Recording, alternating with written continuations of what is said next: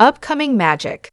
The Gathering movie can't use the one trick that made 2023's Dungeons & Dragons a 91% RT hit. Magic. The Gathering's upcoming movie is facing an uphill climb, especially considering the fact that the movie likely can't use a key element that brings universal audiences together. Fantasy is a challenging genre to get right on the big screen. Either the stories are too vast and sprawling, the worlds are too rigid and bound by rules, or things feel far too alien and outlandish to thoroughly enjoy. However, when a fantasy film has a balance that appeals to wider audiences, it can make all the difference. For Harry Potter and the Lord of the Rings, comedy and humor was subtle, but it was present. And for other major fantasy films like Dungeons & Dragons, Honor Among Thieves, the movies lean even more heavily into that comedy element.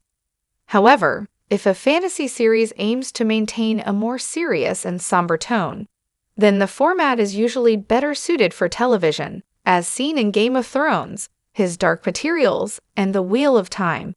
And as far as the MTG movie is concerned, it may struggle if it can't find a good balance. Dungeons & Dragons. Honor Among Thieves humor made the movie work, but that tone won't suit Magic: The Gathering.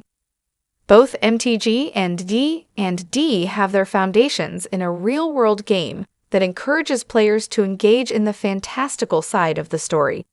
D&D, as a role-playing game, is designed to have players imagine and create whatever narrative they choose, as they engage with friends and create a story that can continue indefinitely, with ups, downs, and everything else in between.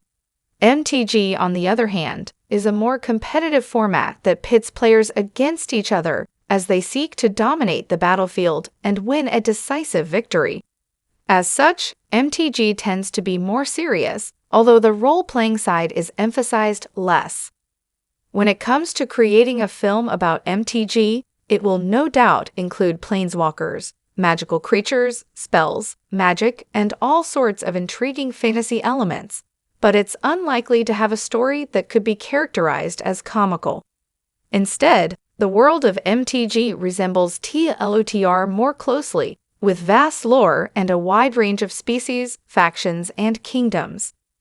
But fitting a significant portion of that into a movie, and trying to keep the audience enthusiastically engaged without some lighter moments and comedy beats will prove challenging.